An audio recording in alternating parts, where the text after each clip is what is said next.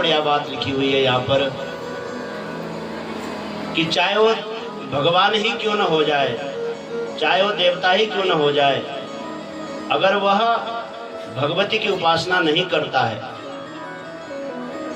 उसके जीवन में सुख और आनंद नहीं मिलता है। देवी भागवत देवी की शक्ति की स्थापना का ये भागवत है। इसलिए आपने देखा होगा कि जब आप नवरात्रि का व्रत पूर्ण करते हैं, उसके बाद क्या करते हैं, लास्ट में कन्या पूजन कराते कि नहीं कराते। और बोला अगर कन्या का पूजन आपने नहीं कराया, 9 दिन तक आप व्रत रहे और कन्या का पूजन आपके द्वारा नहीं हुआ, तो वह व्रत जो है क्या हो जाता है, पूर्ण नहीं माना जाता, अधूरा हो जाता है वह व्रत। व्रत की पूर्णाहुति कब होती है, जब हम जो है कन्या का पूजन कराते हैं। कन्या किसका प्रतीक, वहां पर लिखा है देवी भागवत में तो वर्णन है कि 1 वर्ष से ऊपर और 10 वर्ष के मध्य की जो बालिकाएं हैं उनके नाम है, किसी का नाम रोहिणी है, किसी का नाम कात्यायनी है, किसी का नाम तेजसा है। इस प्रकार से उनके नाम रखे गए हैं। बोले जिस उम्र की 1 दिन का अगर नवरात्रा है तो 1 कन्या का पूजन करे, 3 दिन का नवरात्र है 3 कन्या का पूजन करे, 5 दिन का नवरात्र है 5 कन्या का पूजन करे, और 9 दिन का अगर नवरात्र है तो 9 दिन का कन्या का पूजन करें।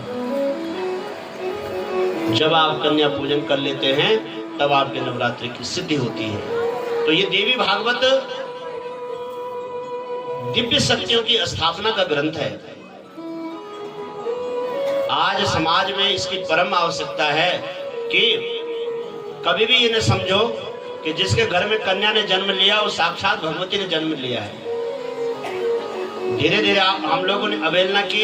एक समय ऐसा आया था जब कन्या ज्यादा हो रही थी, तो उस काल में कन्याओं का अवहेलना होने लग गई, तो आज जो है कन्याओं का अभाव होने लगा समाज में। दोनों का, पुरुष और प्रकृति, इस संसार को चलाने की दोनों की आवश्यकता है। ये न सोचो कि लड़का ही सुख देता है जीवन में, कभी भी निराश मत लो। जिसकी 2 कन्या है ना, वो समझ लो कि हमारे 2 पुत्र के समान है। उनको आप पढ़ाइए, लिखाइए, गुणवान बनाइए, उन्हीं के द्वारा आपका सारा कल्याण होगा। कभी भी अभाव मत समझना कभी। भगवान राम से नारद जी ने कहा कि प्रभु आप जो है इतने परेशान है, इसका कारण है कि आपने शक्ति की उपासना नहीं की। और नारद जी के निर्देशन पे देखो, कहीं पर भक्त भगवान को भी निर्देशन कर रहा है। ये है भक्ति का प्रभाव।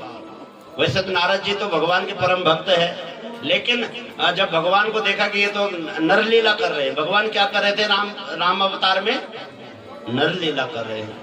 बोला इन नरलीला के उस कार्य में जो है हम इनका थोड़ा साथ देते हैं, इनका नरलीला के कार्य में हम साथ देते हैं। और भगवान ने कहा कि आप नवरात्रि का व्रत करो। भगवान से नारद जी ने, भगवान ने किया। महाराज जैसे ही नवरात्रि का व्रत पूरा हुआ, भगवती का दर्शन हुआ। रात्रि के समय भगवान को, 9वीं की रात्रि को भगवती का दर्शन हुआ है। भगवान ने पूर्ण निष्ठा से, वो तो राम थे, इसीलिए कहते हैं कि जो अष्टमी और 9वीं की रात्रि है वो सिद्धिदात्री है। 9मम सिद्धिदात्री च, भगवती 9वीं जो है वो सिद्धि को देने वाली है। 9वीं की रात्रि को भगवान राम को भगवती का अष्टभुजा रूप में दर्शन हुआ और भगवान ने भगवती को नमन किया। बोला हे राघव तुम चिंता मत करो, आप जो है ऐसा कार्य करोगे इसके बाद जो आप पूरे ब्रह्मांड में पुरुषोत्तम के नाम से जाने जाओगे। भगवती का आशीर्वाद भगवान ने लिया और उसी के दूसरे दिन भगवान ऋक्मुख पर्वत की तरफ जा रहे हैं और सुग्रीव से मित्रता होती है। हनुमान जी मित्रता कराते हैं और हनुमान जी की मित्रता से इतना आनंद आया सुग्रीव की मित्रता से कि सुग्रीव ने सारे बानरों को कहा कि जितने भी भूमंडल में बानर है उनको हम आदेश देते हैं कि 1 महीने के अंतर्गत अगर तुम जो है सीता का पता लगा के नहीं आओगे तो मैं तुम सबको जो है यहाँ पर मार डालूंगा। ऐसा आदेश दिया। किसने? सारे बानर गए महाराज लंका, वहाँ समुद्र किनारे। संपाति ने बताया कि वहाँ जो है सीता तो वहाँ लंका में ले गई है रावण ने। अब लंका में जाए कौन, बिना पुल का कौन जाए?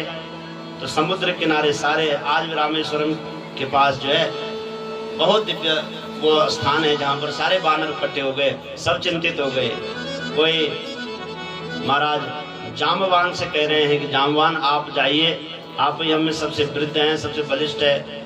जामवान ने कहा कि भाई जब मेरे पास शक्ति थी तब तो मैं तो था, अब मैं वृद्ध हो गया हूँ। एक समय की ऐसी शक्ति थी मेरे पास कि जब वामन भगवान ने जो है इस ब्रह्मांड को नापने के लिए अपना शरीर बढ़ाया तो मैंने 2 घड़ी में जो है उसकी 7 परिक्रमा लगा दी थी। बलि बांधत प्रभु बाड़ी हूँ, सो तन बरन न जाए, उभय घड़ी महदीन 7 प्रदक्षिण जाए।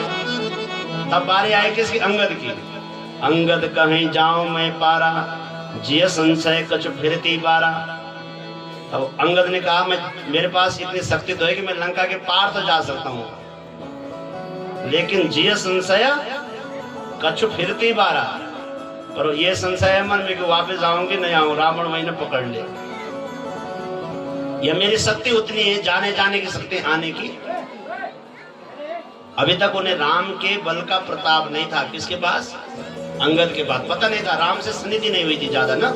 बाद में तो वही अंगद वहां जाता है, अपना पांव टिका देता है, बोला कि मैं राम की आन लेकर के कहता हूं मेरा पांव उठा दो तो मैं जान जाऊं। सारे लंका के वीर लगते तब नहीं उठा पाते। जब रावण आया तो उसने कहा कि ये तो भगवान की महिमा, हट जाएगी तो अपने आप उठा दिया अपना पांव। ये अंगद का प्रभाव। वही अंगद कह रहा है कि मैं जाने का तो मेरे पास है, पर ये मेरे पास संशय है कि मैं वापस आ पाऊंगा कि नहीं आ पाऊंगा, ये मेरे पास संशय है। तब जामवान ने हनुमान जी के पास देखा, हनुमान जी की तरफ देखा, हनुमान जी एक तरफ किनारे बैठे हुए हैं। क्योंकि हनुमान जी को एक साप था बचपन में, ऋषियों ने साप दिया था कि तुम, क्योंकि बचपन में नटखट थे हनुमान जी बहुत महाराज, जो बाल समय रवि भक्ष लियो। छोटे समय में जब देखा कि आकाश मंडल में एक लाल लाल सा क्या है, उसने हनुमान जी ने सोचा कि फूल है, ये कोई फल है, और उड़े उसी समय। और एक क्षण में जो है भगवान सूर्य को अपने उदर में रख दिया। इतने तेजवान, इतने गुण